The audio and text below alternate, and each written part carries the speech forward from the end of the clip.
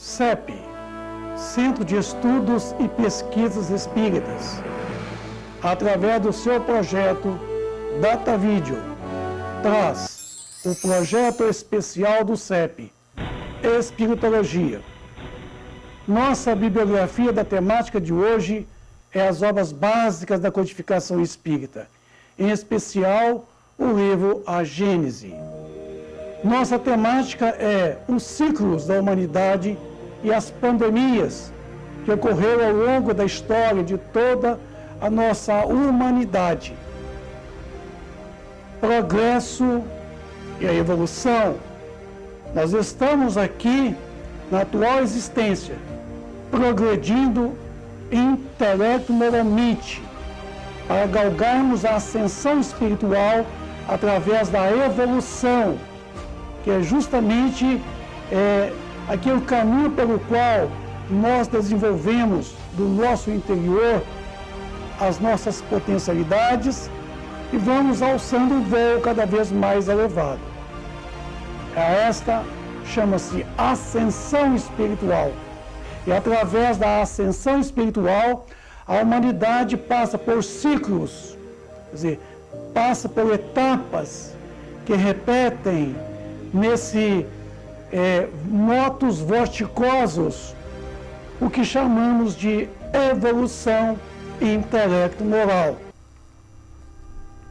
Primeira parte, vamos tratar então dos ciclos da humanidade. Vamos ver na primeira parte várias etapas que nós avançamos durante o nosso progresso em intelecto moral. A segunda parte, vamos apresentar depois uma teoria a respeito da origem dos vírus. Bom, começamos então com a escala dos mundos, que está lá no terceiro capítulo do livro O Evangelho segundo o Espiritismo, onde se fala do mundo primitivo, que a Terra um dia já passou, já, fala assim, alojou no seu bojo uma condição de mundo primitivo, mundo de expiação e provas, que é o que nós estamos vivenciando agora, a caminho do mundo regenerador, que nós estamos avançando para entrarmos nessa condição. E depois nós temos o mundo feliz, que é os chamados mundos ditosos, e os mundos celestes, que é justamente a morada dos espíritos eleitos, os bem-aventurados. Bom, para nós falarmos dos ciclos da humanidade, nós precisamos falar das eras. E essas eras, elas estão classificadas da seguinte maneira: eras geológicas da Terra. A primeira era é a chamada Era Arqueozoica, quer dizer, o período arcaico. Arcaico quer dizer período antigo, quer dizer, é o ponto inicial do nosso progresso. Tivemos a segunda era, a Era Paleozoica, que é o período primário, de 500 milhões de anos atrás, chamado período Ordoviciano. Tivemos a terceira era, a Era Mesozoica, ou o período secundário, tá, do período Mesozoico. E aí tivemos a quarta era, o período Cenozoico, Cenozoico quer dizer o período recente. Período quaternário, isso, terciário para quaternário. E aí nós tivemos essas transições variadíssimas em que o planeta, com toda a sua vida, as suas espécies vegetais, animais e a própria humanidade, atravessou essas eras. Estado primitivo, em que um dia a Terra já alojou esse mundo primitivo, tá, no seu bojo, agora vivenciando esse estado de expiações e provas, isso, em que nós já atravessamos, e estamos trabalhando para adentrarmos a era da regeneração, a era em que todos nós estaremos dispostos a um processo de quê? A um processo de regenerar, tornar-se novo, um novo homem, Estão saindo do mundo de expiação e provas a caminho do mundo de regeneração. Então, os estados de transição não é exclusivamente o planeta, mas sim a humanidade que nele vive, que nele habita, que nele está alojado esse mundo de expiação e provas a caminho da regeneração social. Então está aí o seu estado primitivo, tá? Expiação e provas que nós estamos vivenciando e estamos a caminho do estado de regeneração. Então, são estados de transição dos mundos no planeta Terra. Embora o planeta passe por transformações físico-químicas e biológicas, o mundo que está alojado nele, que é subjetivo, ele passa pelo progresso intelecto-moral. Então aí está o estado de regeneração da humanidade. A humanidade entra nesse novo ciclo, um ciclo de regeneração, quer dizer, tornar-se nova a humanidade, com novos princípios, um novo paradigma, certo? Vivenciando uma perspectiva de um mundo melhor, a nova era. Está aí a nova era, que é essa promessa dos bons espíritos com relação a todos nós que estamos aqui na companhia deles. São estado primitivo, expiação em prova, regenerador e já vivenciando a regeneração de toda a humanidade no planeta Terra. Então não é o planeta que está passando pela a regeneração, é a humanidade que vive no planeta. O planeta passa pelas suas transformações físico-químicas e biológicas. Estamos agora adentrando a essa era de Aquários, esse período espiritual que a humanidade já está entrando individualmente. É uma questão individual, é muito pessoal esse sair de uma transição para outra transição, a era de Aquários. Essa promessa da espiritualidade de que a Terra estaria entrando nesta era de Aquários, saindo da era de Peixes e adentrando a era de Aquários. Porque no nosso zodíaco nós temos 12 casas zodiacais. Estamos agora vivenciando a era de Peixes e já numa transição para a era de Aquários. Aquário significa você respirar mais suavemente. Porque a era de Peixes, Peixes implica água, submersos na água. Aquários significa sair debaixo das águas e vir para a parte do Aquários, aonde você respira, a parte onde existe o ar no Aquários. Isso quer dizer, sair dessa era do sufoco, das tormentas, por isso, dos intempéries, dessa humanidade que ainda está carregando em si o egoísmo, o orgulho, a vaidade, e começar a respirar profundamente, suavemente, o espírito, a alma.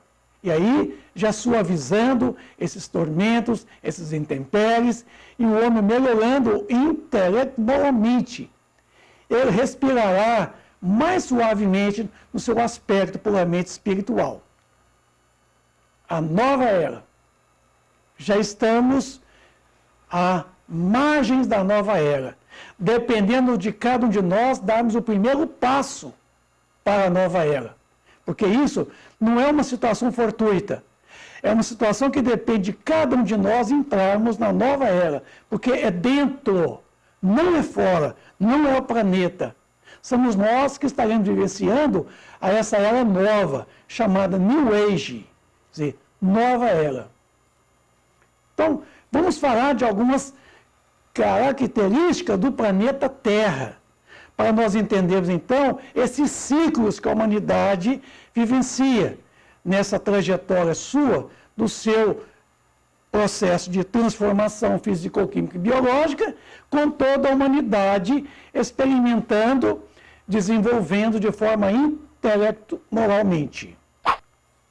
Vamos lá.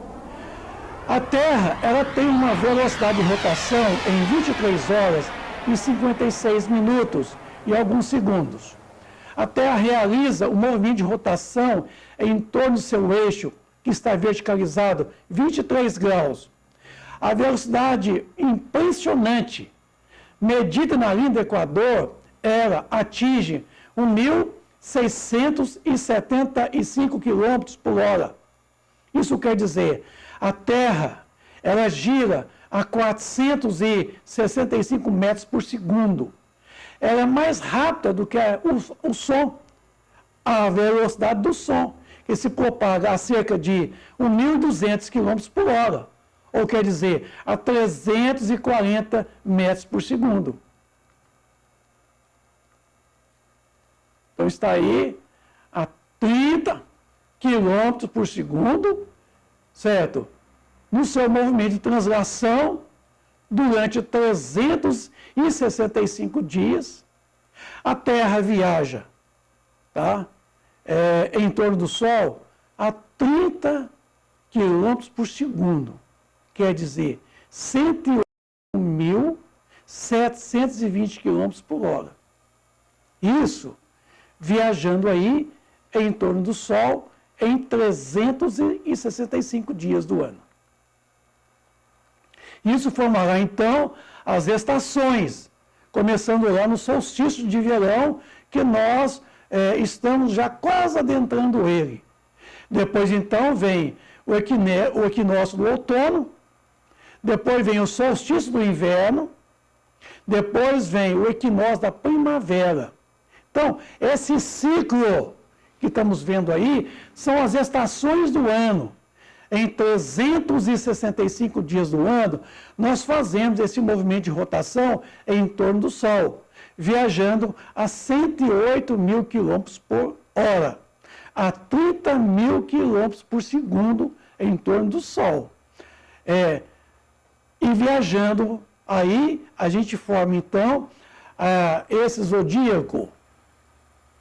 E aí, nós vamos falar um pouco a respeito da precessão dos equinócios, que em cada 26 mil anos, a Terra girando em torno do Sol, o seu eixo, que está inclinado 23 graus, ele faz esse movimento, tá? E gasta 26 mil anos para que o eixo da Terra faz essa elipse, o eixo faz a sua elipse, chamado de precessão dos equinócios, em 26 mil anos. Para entender o que seria a precessão dos equinócios, você pega um peão que você joga no chão e ele roda na sua máxima velocidade. E quando ele está perdendo a velocidade, ele faz esse movimento aqui, assim, ó, tá? Esse movimento de um peão. Assim, a precessão dos equinócios é comparada ao movimento de um peão que está perdendo a sua velocidade. A cada, então, esses 25.860 anos, que nós arredondamos para 26 mil, a Terra, então, com seu sistema solar, ela faz um grande movimento em torno de um sistema solar comum, que não é o nosso sistema solar, que é o sistema solar do Sol chamado Alcione. Esse Sol, tá, que está numa outra condição de um outro sistema solar, estará, Alcione estará nas Pleiades, que é formado por 5 estrelas principais. Das 5 estrelas, nós temos uma, que é chamada Alcione. E a Terra, então, em torno desse Sol de primeira grandeza, com seu sistema solar, ela faz esse giro em torno desse outro sistema solar. A cada 2.150 anos, o planeta Terra ele fica sob a influência de uma constelação do zodíaco. Estamos saindo da constelação de Peixes, entrando para a constelação de Aquários. É como estará Peixes, Pisces e Aquários a cada 2.150 anos. São ciclos que nós realizamos em torno de 26 mil anos. Então está aí. Em 365 dias, 4 estações, verão, outono, primavera e inverno, tá?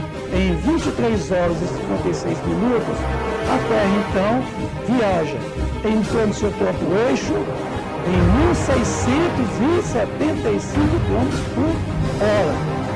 Isso faz dia, noite, noite e dia.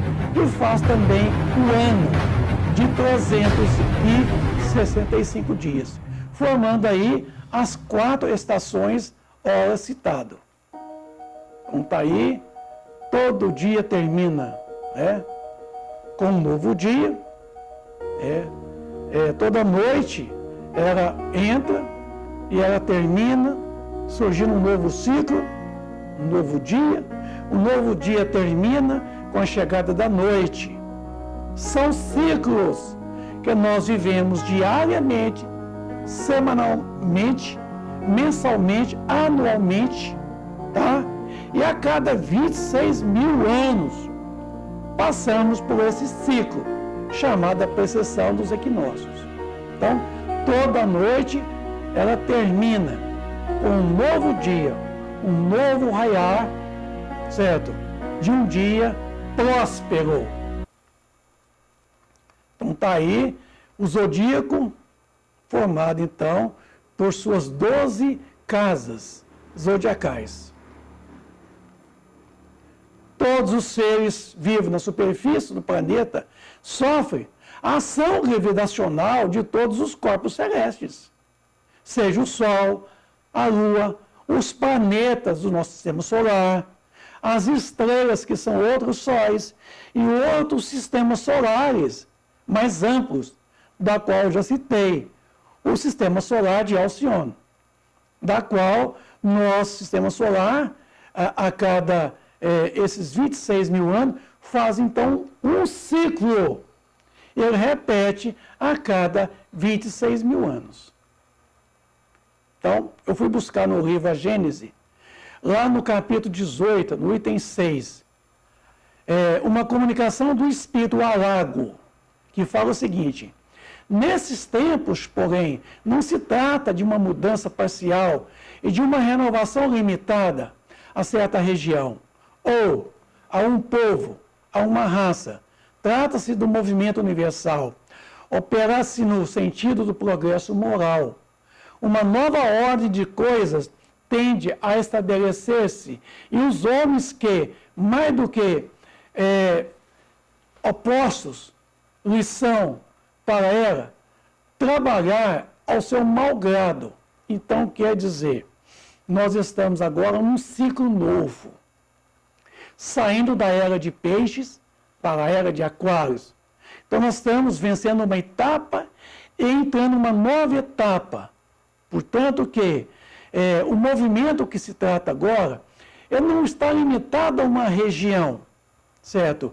Mas agora é um movimento universal, é um movimento astronômico, é um movimento da Terra, é um movimento do sistema solar, é um movimento do sistema solar paralelo a esse, mas amplo. E é um movimento galáctico, para dizermos mais ainda, tá? E Alago coloca para nós, se a Terra já não tem mais que temer os cataclismos gerais, nem por isso deixa de estar sujeita às periódicas revoluções que estamos aqui citando para vocês, cujas causas, do ponto de vista científico, se encontram explicadas nas instruções seguintes, promanantes de 2 espíritos eminentemente já deram a comunicação. Está inserida lá nesse capítulo 18, a partir do item 6, 7 e 8, na onde François Alago, ele dá a comunicação espiritual acerca desses ciclos da humanidade. Ele coloca: cada corpo celeste, além das leis simples que presidem a divisão dos dias, das noites, das estações, etc., experimenta revoluções que demandam milhares de séculos para a sua realização completa.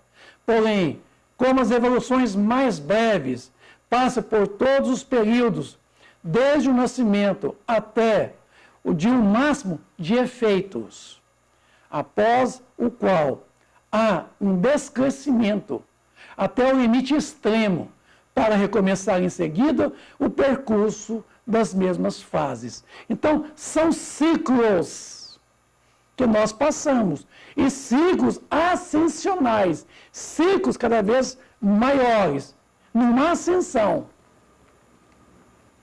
A matéria orgânica não poderia escapar a essas influências. As perturbações que ela sofre podem, pois, alterar o estado físico dos seres vivos e determinar alguma dessas enfermidades que atacam de modo geral as plantas, os animais e os homens. Enfermidades que, como todos os flagelos, são, para a inteligência humana, um estimulante que impele por força da necessidade, procurar meios de os combater e descobrir leis da natureza. Então, meus amigos, quando falou de flagelos aqui, ele está falando de pandemias. Porque a palavra pandemia é uma palavra nova. Ela não existia quando da codificação espírita. Então, naquele tempo falou essas enfermidades que são oriundas dessas grandes influenciações astronômicas de planetas, do Sol, de estrelas, de sistema solar, certo? Nos acusam, quer dizer, nos provocam verdadeiras enfermidades em linhas gerais, não é isso? Chamadas epidemias e pandemias, chamado de flagelos. São para a inteligência humana um estimulante que nos impulsiona às novas descobertas de combate, os flagelos que nos maculam, que nos afligem o sofrimento e as dores. É uma forma de poder nos aguçar o nosso desenvolvimento, o intelecto moral. Mas a matéria orgânica, a seu turno, reage sobre o espírito. Este, pelo seu contato com a ligação íntima com os elementos materiais, também sofre influências que lhe modificam as disposições, sem, no entanto, privá-los do livre-arbítrio, que lhes sobrecitam ou atenuam a atividade e que, pois, contribui para o seu desenvolvimento. Então está aí. Epidemias são doenças contagiosas que surgem rapidamente em um lugar e contaminam um grande número de pessoas. Enquanto a epidemia ela está muito localizada numa dada região, num estado, talvez assim numa cidade, e num país, a pandemia é a nível de continente. A pandemia é uma epidemia continental, quer dizer, a nível de continentes, a nível de planeta, em linhas gerais. Tivemos aí várias pandemias no passado. A chamada peste negra, em 1334, causou 5 milhões de mortes na Mongólia e no próprio norte da China. Houve grande mortalidade na Mesopotâmia, na Síria, cujas estradas ficaram juncadas de cadáveres dos que fugiam das cidades, né? No Cairo, os mortos eram atirados em vales comuns. Em Alexandria, os cadáveres ficavam insepultos, quer dizer, fora. Calcula-se em 24 milhões o número de mortos nos países do Oriente com a peste negra. Então, em 1347, a epidemia alcançou a Crimeia, o arquipélago grego e a Sicília. Em 1348, embarcações genovevas procedentes da Crimeia aportaram em Marsella, no sul da França, e ali disseminando a doença. Em um ano, a maior parte da população de Marsella foi dizimada por essa peste, a peste negra. A mais famosa foi a peste, a bubônica, tá? Essa palavra foi aplicada durante longo tempo para todas as epidemias que liquidavam grandes populações. Hoje, o nome é especial, né? A peste bubônica, também chamada peste negra, que foi receber uma nova nomenclatura, tendo em vista a sua extensão. Então, atualmente, essa peste negra, ela foi chamada peste bubônica. Atualmente, nós temos aí também a AIDS, como sendo a peste do século. A peste mais moderna que nós temos é a AIDS. E agora, esta peste do Covid-19, que estamos aí vivenciando já um processo de quase extinção, quase erradicação. Ainda não terminou, mas estamos ainda com um número muito reduzido de contágios, de disseminação e de mortes. A peste bubônica era provocada por infecção pelo bacilo de Yersin, quer dizer, é um bacilo encontrado nos ratos e que foram picados por uma pulga, tá? Provocava mal-estar, vômito, febre alta, dor de cabeça, inchações nas virilhas, axilas e pescoço. Atualmente é rara nos países mais avançados. A primeira das grandes epidemias da bubônica na Europa ocorreu no ano 542, sob o Império de Justiniano. Em meados do século XIV, a Europa teve uma quarta parte da sua população aniquilada, mais de 5 milhões de mortes.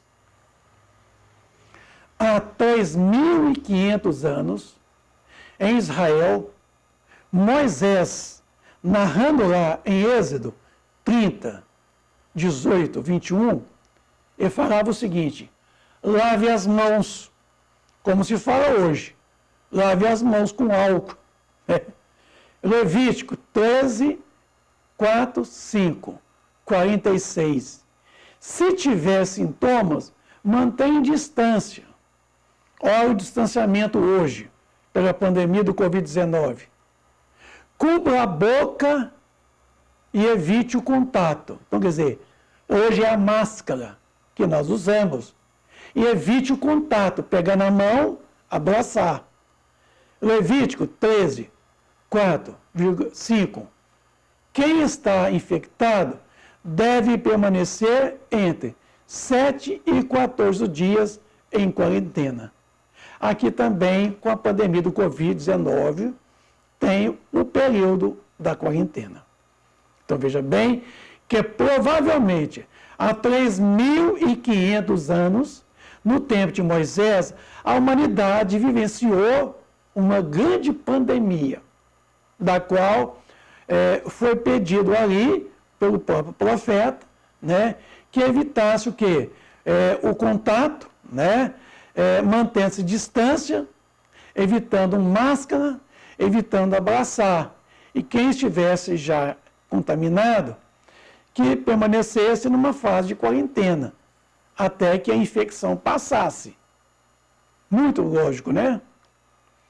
Mas se fizermos uma comparação entre todas as epidemias do passado e atual, da AIDS veremos que as mortíferas pestes de outrora estão sendo agora superadas pela AIDS, que está tomando um vulto impressionante, identificado no ano de 1981, lá nos Estados Unidos. 50 mil casos existentes em 1987. Em todo o mundo, com cerca de 10 milhões de infectados, havendo previsões de cerca de 100 milhões de infectados nos próximos 10 anos. Atualmente já existem vacinas e remédios para evitá-las e curá-las.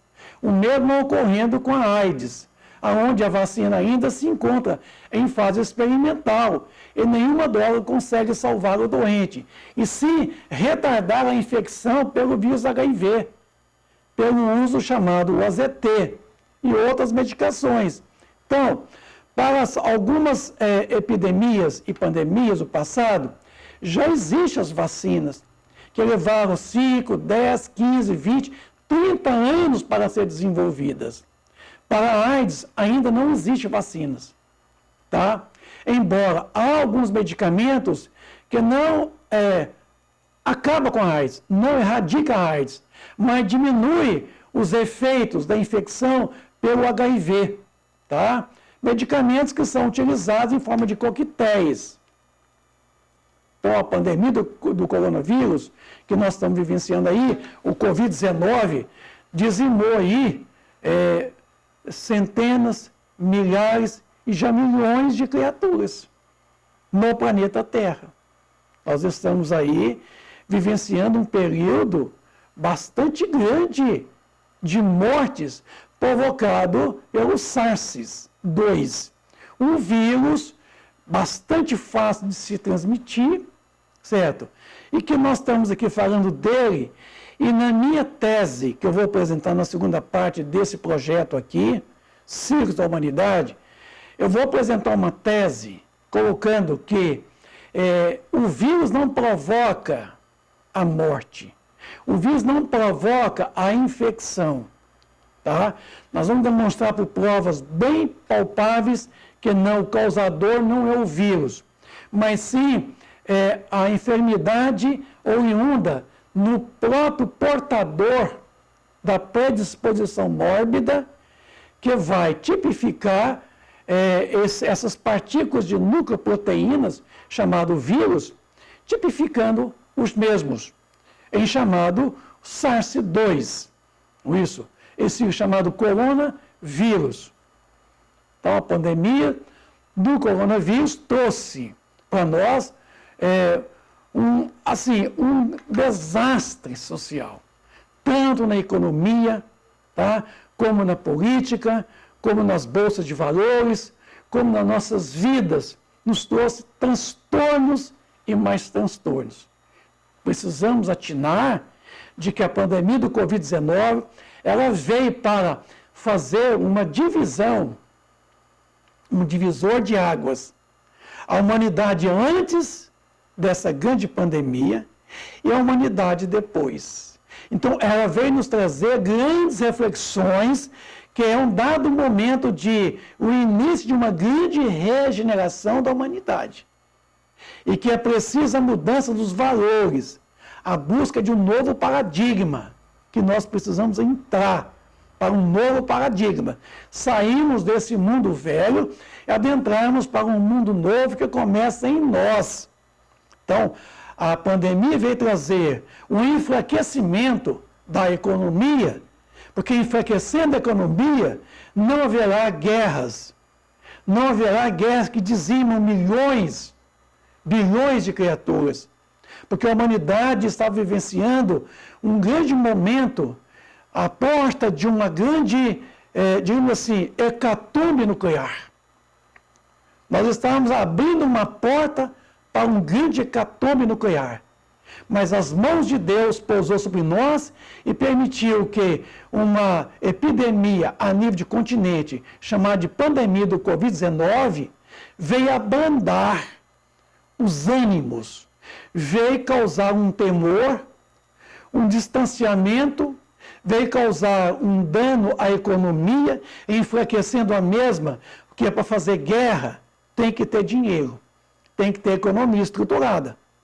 Se não tiver economia estruturada, não tem como mandar soldados para outras regiões de combate. Não tem como apertar um botão e disparar foguetes intercontinentais nucleares. Portanto que nós vemos uma grande providência da pandemia nesse sentido, de poder frear, certo, as portas de um hecatombe nuclear que estava quase abrindo esta porta. Então, após este fenômeno, certamente a humanidade precisaria entrar numa nova fase, a era de Aquários, a essa era da grande regeneração social. E se nós não entrarmos, só Deus sabe o que está nos aguardando para o futuro. Então está aí. As expurgações coletivas tornam-se uma necessidade, tendo em vistas de que muitos deverão permanecer neste mundo em transição que se opera. Tá? A pandemia é um quadro de quê? De proliferação coletiva na elaboração de toxinas ainda existentes do ser, dentro dele a predisposição e que precisam ser expurgadas por libertar os espíritos das amarras que o prende ao velho mundo para o encontro com um novo mundo.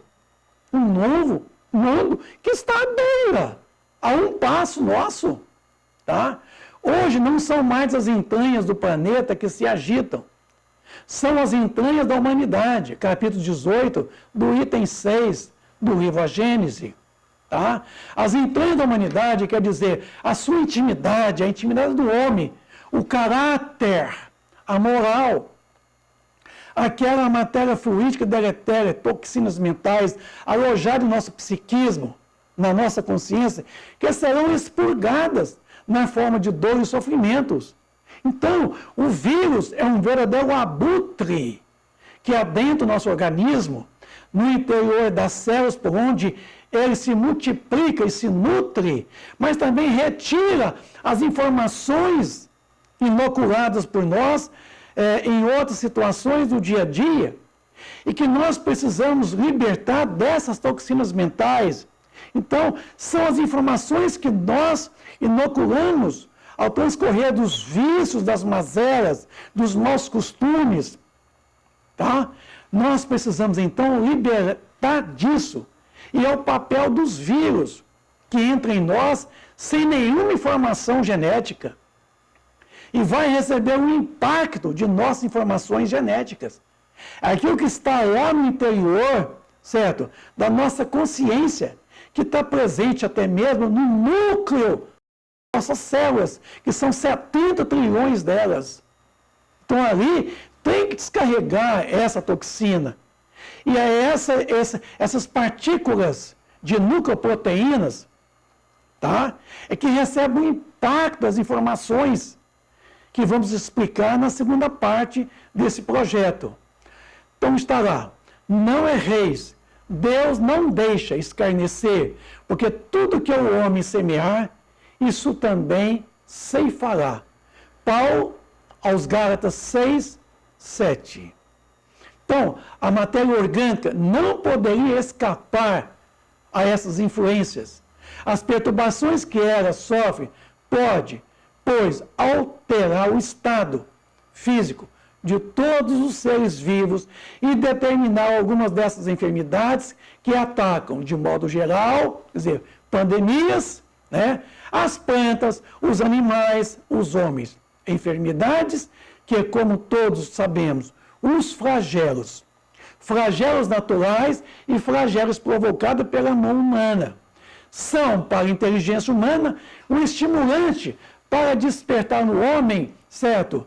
Impelir o homem para uma força, buscando necessidades de mudanças, usando o conhecimento científico, a tecnologia, para melhorar as condições de vida, de higiene e de saúde, e meio de combater também a essas infecções oportunistas, não é isso? E descobrir novas leis da natureza que nós desconhecemos.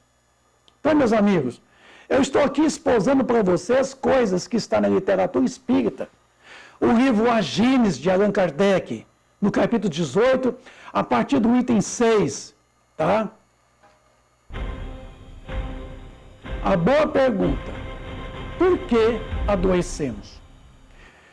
Doenças e doentes é diferente? Vamos ver?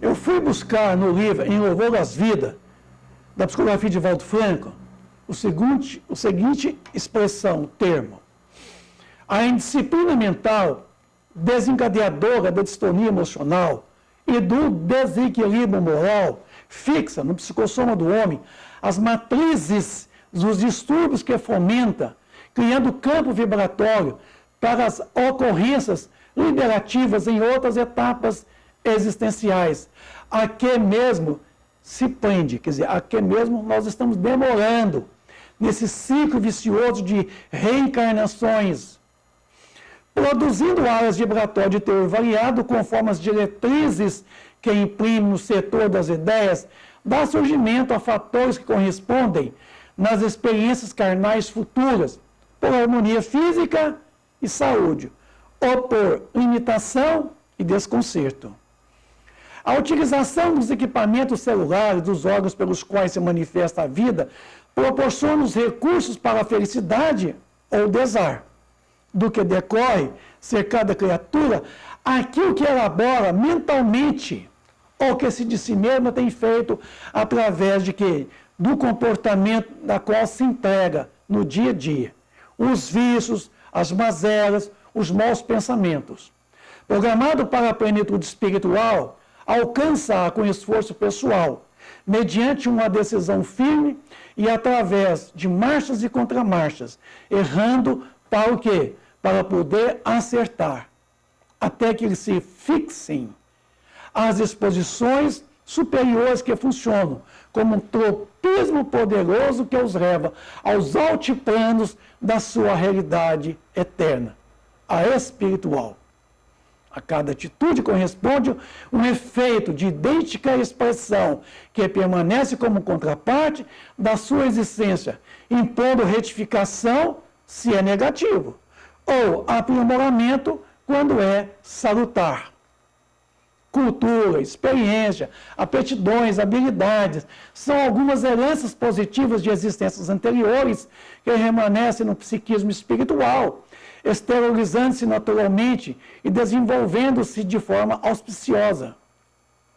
Da mesma forma se manifestam a ignorância, o despreparo, a rudeza, a dificuldade como sendo o estágio primário do processo evolutivo, ou impedimento gerado pelo mau uso dos recursos de que dispunham e de que não foram levados em consideração. Suspeito ao mesmo processo, equilíbrio e distonia, saúde e doença, normalidade, deficiência, reflete as conquistas ou prejuízos transatos que resumam conforme as ações praticadas. As impressões mais profundas, arquivadas no campo moderador da forma, que é o perispírito, o corpo mental, a nossa mente, emite vibrações que produzem respostas equivalentes, graças a quais o espírito, sempre o agente e o paciente dos seus atos, recomeça a tarefa do processo, avançando ou depurando-se, sempre, porém, em processo da evolução, progresso intelecto moral. Partindo, portanto, das estruturas energéticas do ser na direção do corpo, em ondas sucessivas, essas radiações criam áreas específicas, nas quais se instalam ou se desenvolvem vidas microscópicas encarregadas de produzir os fenômenos compatíveis com os quadros que, das necessidades morais para o próprio indivíduo. Impulsionado a retomar a caminhada aonde estacionou ou recompor o roteiro no lugar em que se comprometeu, quase sempre, ao invés de restabelecer a disciplina mental e seguir adiante sem amarras, sente-se atraído pelos hábitos enfermiços e derrapa nos mesmos compromissos de então, passando a experimentar agora os impositivos perturbadores de fora para dentro, em razão do contágio que se permite ou de viciação a que se entrega. Desencadeada a desarmonia do interior para fora, os estímulos da mente perturbada ou do exterior para dentro, como consequência da repetição das ocorrências nefastas, instala-se as enfermidades lapidadoras de que se necessita, a fim de corrigir-se moralmente sobre os contributos das pessoas, assim, das quais se comprometeu antes, tá? Pelos seus erros do dia a dia, pelos seus maus pensamentos, pelos seus vícios, pesados ônus de dor e desesperação, buscados espontaneamente, voluntariamente. Então, meu amigo, o sofrimento é opção. A gente sofre porque a gente quer. Aí, eu fui buscar no livro Consolador de Emmanuel, lá na pergunta 96, toda moléstia do corpo tem ascendentes espirituais? Vamos ver a resposta de Emmanuel. As chagas da alma se manifestam através do envoltório humano, quer dizer, o corpo físico. O corpo doente, ele retrata, quer dizer, ele reflete o panorama interior do espírito enfermo. Então, veja bem, espírito enfermo.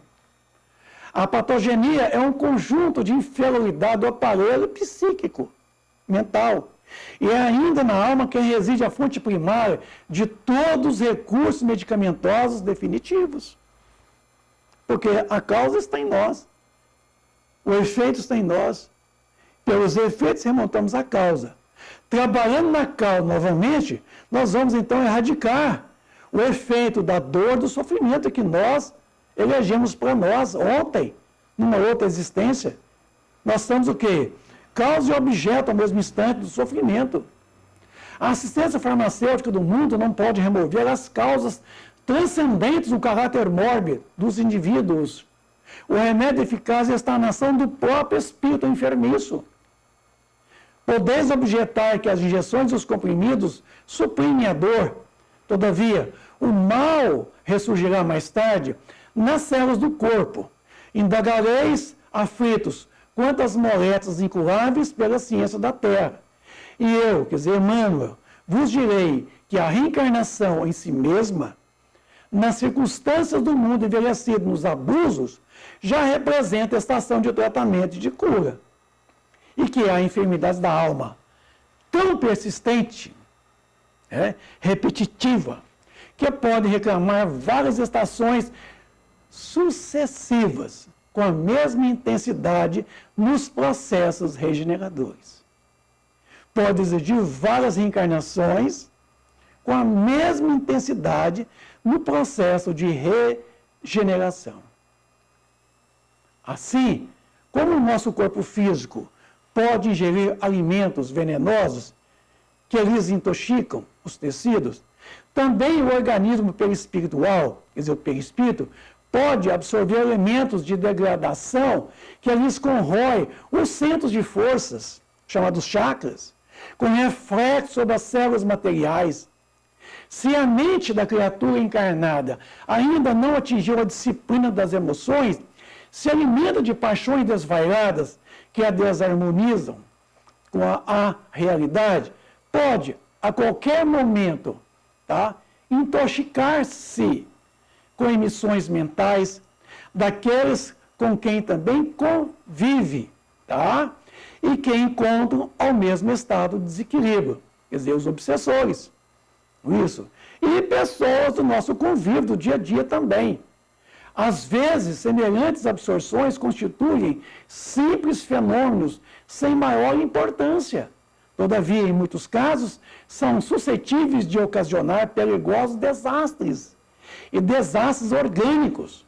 Isto acontece normalmente quando os interessados não têm vida de oração, cuja influência benéfica pode anular inúmeros males. Não importa que sejamos nós o doente ou outra pessoa. A cura só pode ser conquistada pela renovação mental. Ainda que estejamos sob os cuidados de médicos da matéria, quantos doentes recusam-se a tomar o remédio receitado ou a seguir as recomendações médicas para uma recuperação mais rápida, preferindo continuar com seus queixumes e assim sentir-se vítimas infelizes e às vezes até abandonados. Estão doentes e desejam continuar assim, a menos que não precise realizar qualquer esforço para a sua cura. Jesus, o médico divino, receitava a vigilância de pensamento, a oração, o perdão, a prática da caridade, como profilaxias, quer dizer, como prevenção. Recomendava constantemente: buscai e achareis, deixando claro a necessidade do nosso movimento na direção da cura. É o caminhar com os próprios passos, mas não para fora, mas para dentro, a fim de fazermos credores dos benefícios que nós recebemos o tempo todo. Todo o tempo. Nós temos muito mais benefícios do que malefícios. Que os malefícios somos nós que somos maléficos. Não existe um malefício fora de nós. O mal está dentro de nós. As nossas informações maléficas que estão alojadas no nosso psiquismo, no corpo mental, na nossa mente, que são despojadas, esterilizadas. E as nucleoproteínas, que formam a estrutura de uma partícula chamada vírus, que não é ser, não é nem sequer célula, recebem o impacto dessas informações mórbidas que nós estamos guardando há décadas, talvez há séculos, e que têm que ser despojados agora. Ao curar, explica, a tua fé te salvou, teus pecados te estão perdoados, isso, te são perdoados. Vai e não peques mais, quer dizer, não continue errando mais. Em momento algum, Jesus, nos eximiu da responsabilidade sobre nossas doenças e sobre as nossas curas. Ele deixou a nosso cargo a cura. É autocura, ninguém cura ninguém. Jesus não curou ninguém. Jesus levou as pessoas a se curarem. Ele levou as pessoas a um estado de tensão, mas não tensão nervosa, mas uma predisposição para se voltar para dentro de si e buscar pelos efeitos a causa da própria enfermidade. Trabalhar na causa. E, novamente, o efeito será o quê? Salutar. Se essa causa foi salutar, então é fazer de novo, é reeducação, que é a verdadeira cura nossa. E não simplesmente o passe, simplesmente água frutificada. Tá? Por isso, torna-se tão importante aprendermos a orar, sabendo agradecer, pedir e receber. Há intensa necessidade de modificar o nosso interior pela transformação dos nossos sentimentos. Necessário busquemos o conhecimento e amparo do Evangelho Redentor, mas, sobretudo, que aprendamos a praticar a caridade, que é viver as leis divinas. E a maior caridade que podemos fazer é a nós mesmos. Porque todo o mal que eu faço a outrem recai sobre mim mesmo. Lei de causa e efeito. Mas todo o bem que eu faço a outro pela caridade é a mim mesmo esse mesmo bem. Lei de causa e efeito. Os amigos espirituais estão sempre nos assistindo. Em nossas reais necessidades estão aí nos auxiliando, mas não resolvendo para nós, nos assistindo. Seja através da própria ciência médica, instruindo, orientando os médicos da Terra, seja através da própria assistência espiritual, pelo recurso da fluidoterapia, tá? E a assistência espiritual que nós buscamos na casa espírita, que nós buscamos na nossa oração, aqui em nós mesmos. O amparo de Deus aos homens faça através do próprio homem. Mas, sem que queiramos nos curar, ninguém poderá nos ajudar. Então temos que buscar, bater a porta, e a porta abrir-se-vos-á. Porque todo aquele que pede, receberá. Emmanuel recorda que é sempre útil curar o quê? Os enfermos, quando há permissão de ordem superior para isso. Todavia, diz ele, em fase semelhante de concessão do autismo, é razoável que o interessado considere as questões que lhe dizem respeito, compreendendo que um novo dia chegou para a sua redenção. Aceitá-lo ou não será a escolha de cada um de nós. Então é preciso que haja redenção, resignação. Resignação quer dizer, é mudança de atitude, de comportamento. Estamos hoje encontrando ou reencontrando a palavra do Cristo, que nós perdemos em algum momento da nossa caminhada redentora. Já não é mais possível adiar o trabalho da renovação das nossas predisposições íntimas. E, por isso mesmo, sentimos o peso de nossa responsabilidade, dando-nos a conta de tempo que permanecemos cegos, surdos e paralíticos ao chamamento à transformação interior. Estamos todos cansados de carregar o fardo das aflições e o peso da indecisão. Talvez este seja o momento mais decisivo da nossa vida. Jesus nos amparará nas decisões mais acertadas e nos intuirá, quer dizer, vai nos inspirar a retomar o caminho do bem, caso insistamos em nos desviar da rota, porque somente a vivência do Evangelho é que nós encontraremos a cura para todos os males. Então, nós temos o recurso alternativo, que é através da medicina, né? A medicina alopática, a medicina homeopática, as fitoterapias, as terapias alternativas. Chama-se recurso alternativo. Como o passe também é um recurso alternativo. Mas o que vai mandar e vai demandar é o recurso alterativo. É a mudança de atitude, a mudança de comportamento. Vá e não peques mais. É certamente a chave para isso ocorra. Tá? Vá e não erres mais. Mente sã, mensana, incorpore sano. Mente sã, um corpo são. Não podemos assegurar que estamos curados dessa ou daquela doença e que por isso temos saúde, quando estamos apenas nos referindo ao corpo físico. O que mais vale é tratar o da cura legítima, o recurso alternativo, e não apenas da ausência de doenças. Estamos falando de saúde integral, que significa condição de bem-estar. Então, a Organização Mundial de Saúde coloca que a ausência de doença não caracteriza a saúde, certo? Então, estado de saúde é um estado de não doença, de não doente, certo? É um estado em que nós demonstramos, certo? Nenhuma condição de doença, mas sim um estado de homeostasia, certo?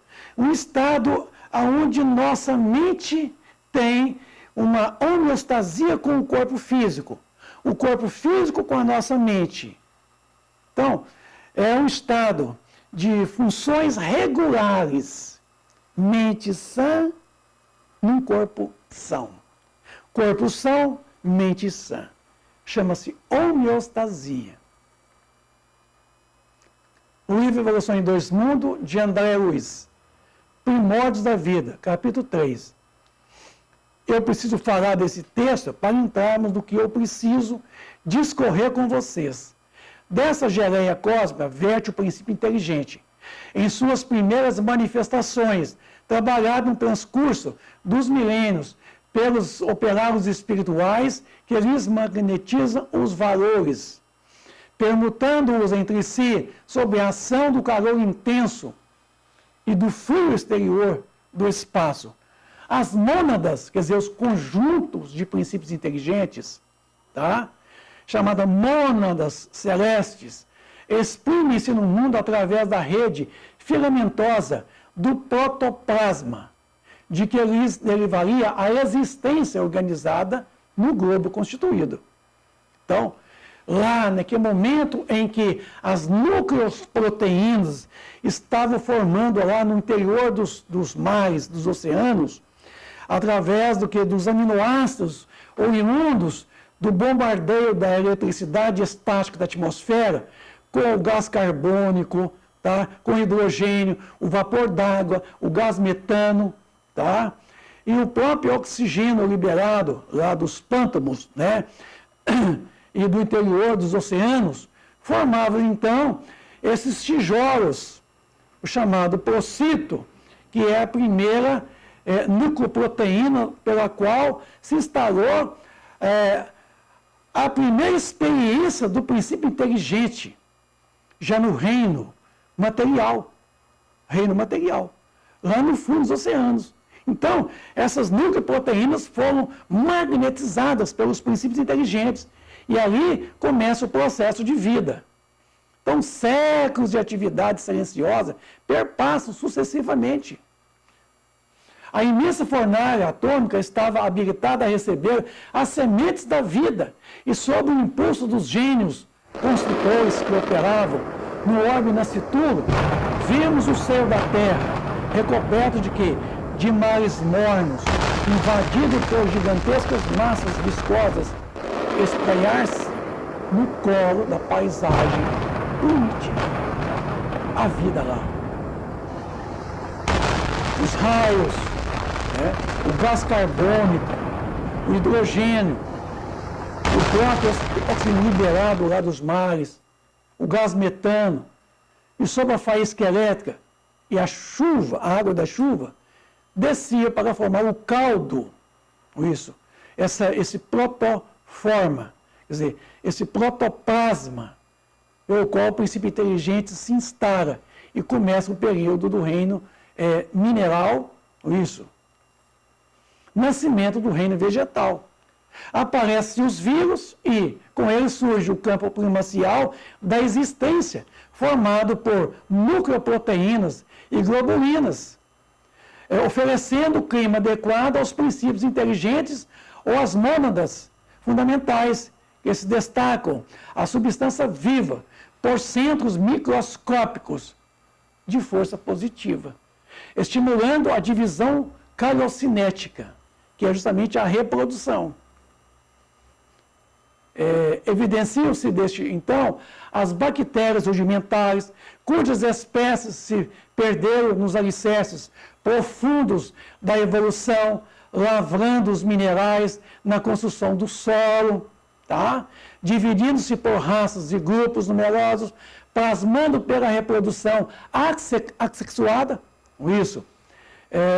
as células primevas que se responsabilizariam pelas eclosões do reino vegetal em seu início nos mares, lá nos oceanos, quando a vida vegetal surge inicialmente.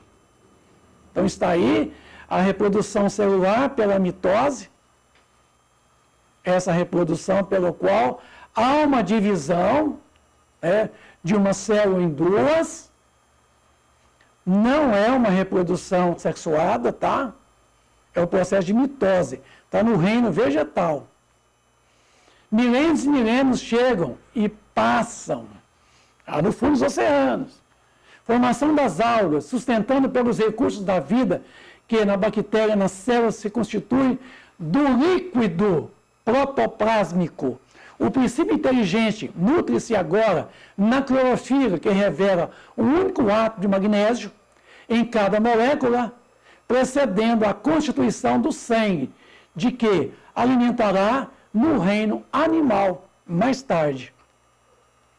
Das cristalizações atômicas e dos minerais, dos vírus e dos protoplasmas, das bactérias, das amebas, das algas, dos vegetais, do período pré-câmbrico,